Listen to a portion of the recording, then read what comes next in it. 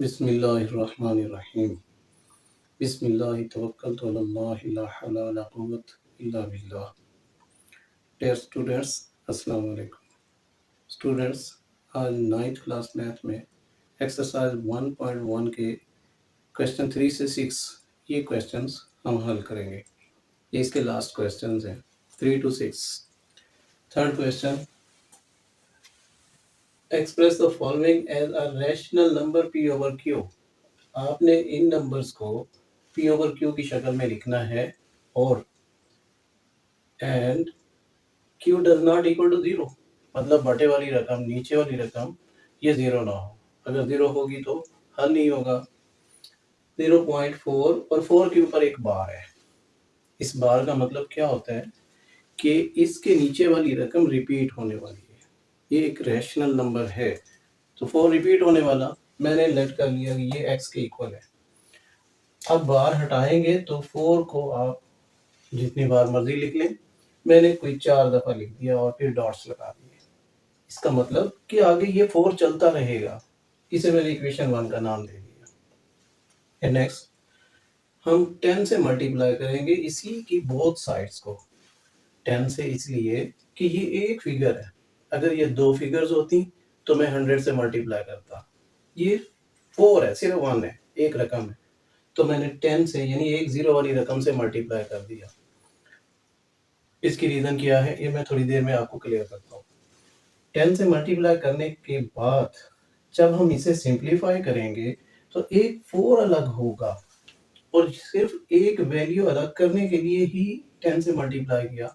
Next हमारे पास जो values हैं ये दो रकमें हैं तो 100 से मल्टीप्लाई। अब देखो 37 हमने अलग करना है तो मैंने 100 से मल्टीप्लाई किया। अब आप कैलकुलेटर में ऐसी रकम नहीं लिख सकते कि जिसमें डॉट्स लगा दें। हाँ, आप ऐसा कर लें कि 4 दफा 4 लिख लें या 3 दफा 4 लिख लें, कोई एक लिमिटेड फिगर लिख लें, यानी 0.4444। जैसे मैंने 4 दफा लिखा, आप कैलकुलेटर में ऐसे लिख लें। अब उसे 10 से मल्टीप्लाई करोगे तो आपके पास कुछ ऐसा आंसर आ जाएगा 4.444। यानी अगर 4 दफा 4 आपने इधर लिखा हुआ है, 10 से मल्टीप्लाई किया तो 4 इधर आ जाएगा, बाकी के 3 इधर आ जाएंगे। तो इसकी सीक्वेंस को समझे ना। आपके पास यहाँ पर अनलिमिटेड 4 है। इसका मतलब एक 4 10 से मल्टीप्लाई करने पर एक 4 इधर आ गया, बाकी सारे इधर है। वो 4 4 दफा क्या 400 दफा लिख लो। तो मैंने ऐसा लिख लिया सिर्फ समझाने के लिए, आपको क्लियर कर रहा हूँ। अब ये अगेन यहाँ पर डॉट्स में रकम आएगी, मतलब इसके बाद ये जो 4 है ये अभी भी अनलिमिटेड है। अब हम इसे दो तरीकों से हल कर सकते हैं। मैंने इसे सिंपल वे में हल किया, यानी इस 4 को आप सेपरेट कर लें और इधर पॉइंट वाली रकम को हम लिख सकते हैं 0.444। आगे जितनी मर्जी 4 लगाएं, लग सकते हैं। आप सिर्फ समझने के लिए ये 3 बार 4 है ना, 3 बार 4 लिख लें तो 4 प्लस 0.0444 3 दफा लिख के ऐड करेंगे तो आपको यही वैल्यू मिलेगी। इसका मतलब कि ये एक वे है, आप इसे सेपरेट कर सकते हो। मैंने ऐसा कर दिया। अब ये रकम गौर करें x के इक्वल है। आप सोचेंगे यहाँ तो 4 दफा 4 हो भाई, अनलिमिटेड है, तो ये वही सीक्वेंस है, मैंने x से रिप्लेस कर दिया।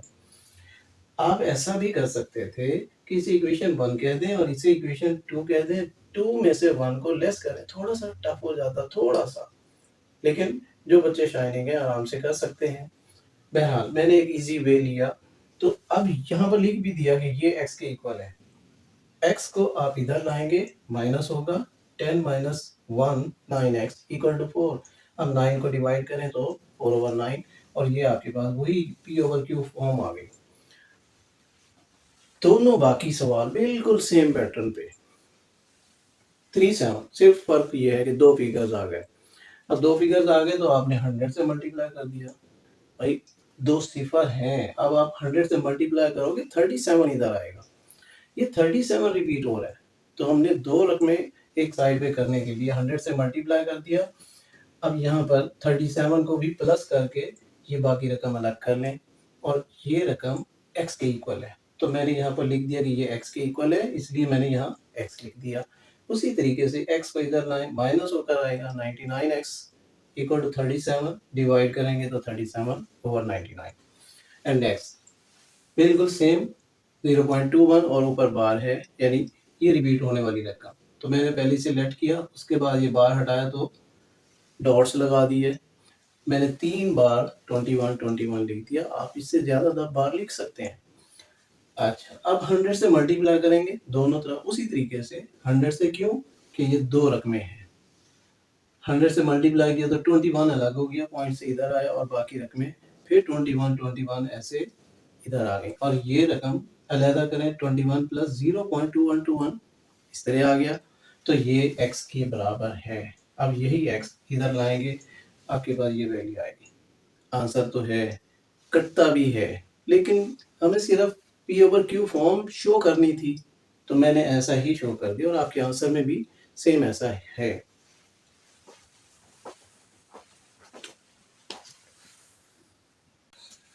जी, अब इसका 4th question, name the property used in the following. आपने प्रॉपर्टी का नाम बताना है। मैंने उर्दू में भी ट्राई की, ये सारा लिखा ताकि उर्दू मीडियम बच्चे भी इससे फ़ायदा उठाएं। a+4 + b = a+4 + b। रकमें same, 3 रकमें हैं, लेकिन यहाँ पर पहली 2 रकमों पर ब्रैकेट और यहाँ दूसरी 2 रकमों पर ब्रैकेट, मतलब ब्रैकेट शिफ्ट हुई है, रकमों की पोजीशन सेम है। ए पहले है, इधर भी ए पहले, 4 दूसरे नंबर पर, 4 दूसरे नंबर पर, मतलब तरतीब रकमों की तो है ठीक, लेकिन ब्रैकेट शिफ्ट हुई और दरमियान में प्लस का साइन है। इसका मतलब ये कोई ऐसी प्रॉपर्टी है जो विद रिस्पेक्ट टू एडिशन है और 3 रकमों में इसको यहाँ पर ड्रॉ किया गया। अब ऐसी प्रॉपर्टी को हम एसोसिएटिव प्रॉपर्टी ओवर एडिशन, आप विद रिस्पेक्ट टू एडिशन भी कह सकते हो। खासियत तलाज़ुम बलिहाज जमा, 3 रकमों में जब भी प्रॉपर्टी हम यूज़ करते हैं तो ये खासियत तलाज़ुम, और ये चीज़ ज़रूर जहन में रखेंगे कि ब्रैकेट शिफ्ट हुई। अब नेक्स्ट, √2 + √3, √3 + √2, रकमें सेम मगर जगह चेंज हुई, इसे हम कम्यूटेटिव प्रॉपर्टी कहते हैं। अब यहाँ पर भी एडिशन है, उर्दू में खासियत मुबादला बलिहाज जमा, और यही बलिहाज ज़रब मल्टीप्लिकेशन भी हो सकती है, मतलब वहाँ प्लस साइन ही होगा, मल्टीप्लाई। यहाँ पर ये लास्ट में मैंने लिखा है a × b = ba, मल्टीप्लाई हो रहे हैं, जगह चेंज है, तो ये भी कम्यूटेटिव प्रॉपर्टी मगर विद रिस्पेक्ट टू मल्टीप्लिकेशन। मैंने मल्टीप्लाई का साइन लिख दिया, और यहाँ विद रिस्पेक्ट टू एडिशन 2 रकमें हैं। इसी तरह यहाँ पर ये 3 रकमें थी, ऐड हो रही थी, ये भी एसोसिएटिव प्रॉपर्टी बन सकती है विद रिस्पेक्ट टू मल्टीप्लिकेशन। तो ये यहाँ पर थी प्रॉपर्टी, वही ब्रैकेट शिफ्ट हुई तो विद रिस्पेक्ट टू मल्टीप्लिकेशन, खासियत तलाज़ुम बलिहाज ज़रब, सिमिलर वैल्यूज हैं, प्रॉपर्टी सिमिलर हैं। अब x - x एक दूसरे के एडिटिव इनवर्स, मतलब आंसर 0 आए तो ये एडिटिव इनवर्स हुआ करते हैं। आप यहाँ 5 - 5 लिख सकते हो, वो भी एडिटिव इनवर्स है, एक का साइन प्लस है, एक का माइनस है, रकमें सेम हो, तब हम कहते हैं कि ये एडिटिव इनवर्स यानी जमई माकूस हैं, एक दूसरे के उलट है। a × b + c, ab + ac, ये लेफ्ट साइड में एक रकम है, ये इसे डिस्ट्रीब्यूट कर रही है, 2 हिस्से बना रही। पहले ये एक ही रकम एक किस्म की है, मल्टीप्लाई हो रही है, ब्रैकेट है अंदर, तो अब ये 2 रकमें बन गई। हम इसे क्या कहते हैं, left distributive property over addition बलिहाज जमा। ठीक है, ज़रब की बाई खासियत तकसीमी बलिहाज जमा, मल्टीप्लाई हो रही है रकम a, लेकिन इसने 2 अलग अलग रकमें बना दी, और चूंकि अंदर प्लस साइन था तो विद रिस्पेक्ट टू एडिशन ये आ गए। अब नेक्स्ट, 16 + 0 = 16, अगर आंसर चेंज ना हो और कोई रकम ऐड की जाए तो हम इसे कहते हैं कि ये एडिटिव आइडेंटिटी है, मतलब ऐड करने पे कोई फर्क तो नहीं पड़ा। 16 + 0, 0 एक ऐसी वैल्यू है कि अगर हम किसी रकम में ऐड कर दें तो उससे आंसर में कोई फर्क नहीं पड़ता, इसे हम कहते हैं एडिटिव आइडेंटिटी। इसी तरह मल्टीप्लिकेटिव आइडेंटिटी भी है कि अगर मल्टीप्लाई करने से आंसर में कोई फर्क ना पड़े तो वो मल्टीप्लिकेटिव आइडेंटिटी।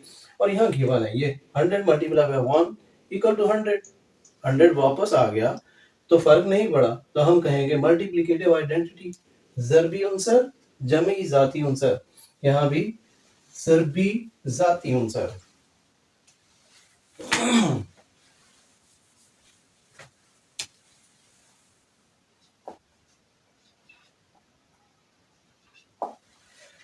नेक्स्ट, ये last commutative property with respect to multiplication.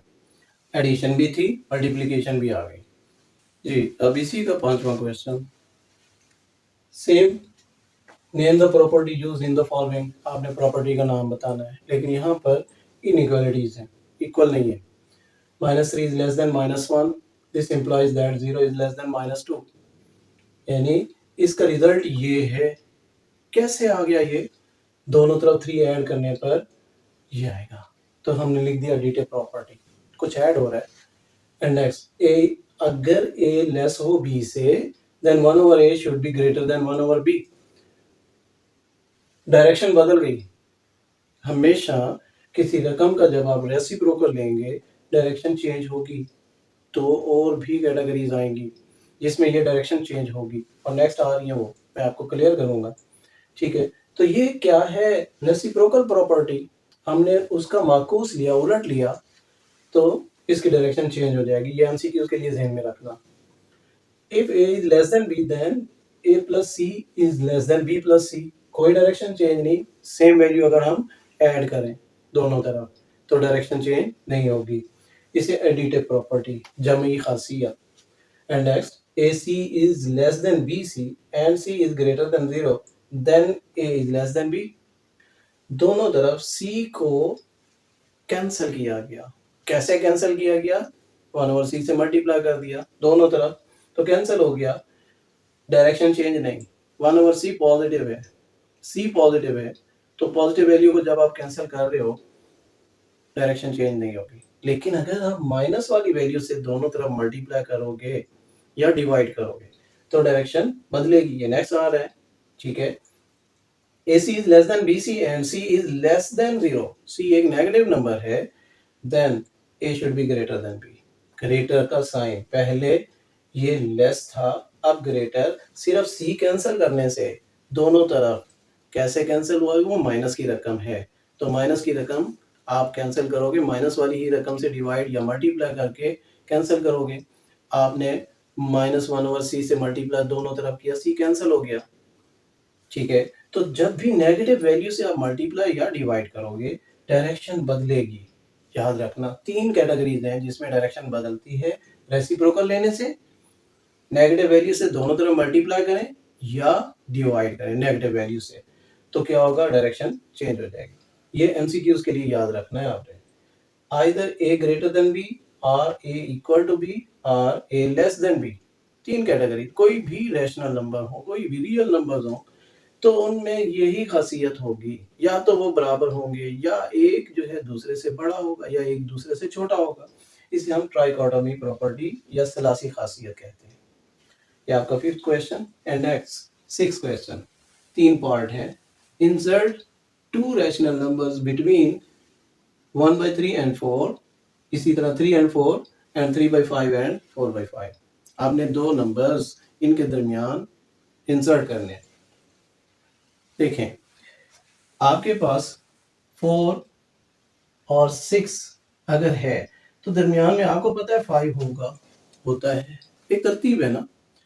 अब ये चीज हम थोड़ा सा फार्मूले में कन्वर्ट करके देखते हैं। इन दोनों को ऐड करें, 4 + 6, और 2 पर डिवाइड, क्या ख्याल है? 5 नहीं आता। इसका मतलब मिडल वैल्यू फाइंड करने के लिए हम अगर उसकी आउटर वैल्यूज को जमा कर लें और 2 पर डिवाइड करें, तो आपके पास मिडल वैल्यू आएगी, ठीक है। तो अब यही फार्मूला हम इन पर भी इंप्लीमेंट करेंगे, लेकिन उसने एक वैल्यू इंसर्ट करने का नहीं कहा, 2 कही है। तो हम पहले तो फर्स्ट वैल्यू फाइंड करेंगे ना। First number between 1/3 and 1/4 will be same pattern पे, उन दोनों को ऐड किया और डिवाइडेड बाय 2। मैंने बटा 2 नहीं लिखा क्योंकि ये पहले ही फ्रैक्शन में है, तो याद रखें आपके पास रकम फ्रैक्शन में है तो आप डिवाइड साइन लगाकर हल कर लिया करें। अब इसे डायरेक्ट हल करोगे 7/24, कैलकुलेटर से आप इसी तरह ब्रैकेट में लिखें, डिवाइड बाय 2, आपके पास 7/24 आ जाएगा। अब ये एक नंबर आ गया जो इन दो के दरमियान है, यानी आपके पास ये 1/3, 7/24 एंड 1/4, कुछ ऐसा सीक्वेंस बन गया। एक और नंबर भी जो इन दो के दरमियान यहां कहीं हो। अब आप इन दो को कंसीडर करें तो इसके दरमियान की वैल्यू आ जाएगी, अगर इन दो को कंसीडर करें तो इनके दरमियान की वैल्यू। तो जो भी आप कंसीडर करें 1/3 एंड 1/4 के दरमियान की वैल्यू आएगी ना। मैंने 7/24 एंड 1/4 इन्हें कंसीडर किया, उसी तरीके से 2 पर डिवाइड, यानी आप ये पेयर बना लिया ना, इन्हें 2 पर डिवाइड करेंगे तो आपके पास 13/48, ये एक और नंबर आ गया। तो आपके पास सीक्वेंस क्या बन जाएगी, आपके पास 1/3, 7/24 एंड 13/48 एंड 1/4, ये एक सीक्वेंस बन गई। 1/4 और 1/3 के दरमियान ये दो वैल्यूज आ गई। अच्छा, अगर हम इन दो के दरमियान फाइंड करना चाहते कर सकते हैं, आप लिखते 1/3 प्लस 7/24 डिवाइडेड बाई 2, जो भी आंसर आता फिर हम वो यहां लिख रहे होते हैं। ठीक है, अब नेक्स्ट 6 क्वेश्चन के बाकी दो पार्ट। सेकंड 3 एंड 4, इनके दरमियान भी हमने दो नंबर इंसर्ट करने, रैशनल नंबर्स। तो फर्स्ट नंबर बिटवीन 3 एंड 4, उसी तरीके से नंबर्स को ऐड करें, 2 पर डिवाइड। अब ये चूंकि फ्रैक्शन में नहीं थे, मैंने 2 नीचे लिख दिया। 7/2, ये इन दो के दरमियान की रकम आ गई, मतलब 3, 7/2 एंड 4। अब ये सीक्वेंस बन गया। फिर एक नंबर और इधर या इधर आपने ड्रॉ करना है, तो मैंने इन दो को ऐड करके 2 पर डिवाइड किया, 7/2 प्लस 4 डिवाइडेड बाई 2। तो हमारे पास डायरेक्ट कुछ ऐसी रकम आ गई, 3 इंटू 3/4। मैंने यहाँ पर ये लिख रखा है, थोड़ा सा आपको क्लियर करता हूँ कि ये कैसे हल करेंगे। ये देखें, 3 इंटू 3/4, हमारे पास ये वैल्यू आ गई। अब इसको आप शिफ्ट का बटन दबाएं, ये हमारे पास शिफ्ट का बटन, ठीक है, और फिर इसे ये फ्रैक्शन वाला बटन हम दबाएंगे तो 15/4 मैंने लिख रखा है, 15/4। ठीक है, तो ये हमारे पास आ गया, मैंने यहाँ लिख दिया 15/4, ये सीक्वेंस बन गया। नेक्स्ट, इन दो के दरमियान भी हमने दो नंबर इंसर्ट करने।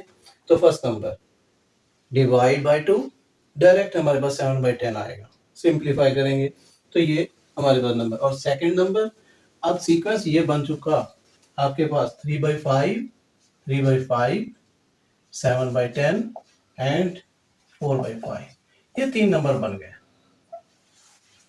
तो फिर इन दो नंबरों के दरमियान मैंने एक और नंबर ड्रॉ किया, यानी 7/10 plus 4/5 divided by 2, direct answer आता है 3/4, तो मैंने यहाँ लिख दिया 3/4। ये हमारे पास वैल्यू आ गई। Thank you.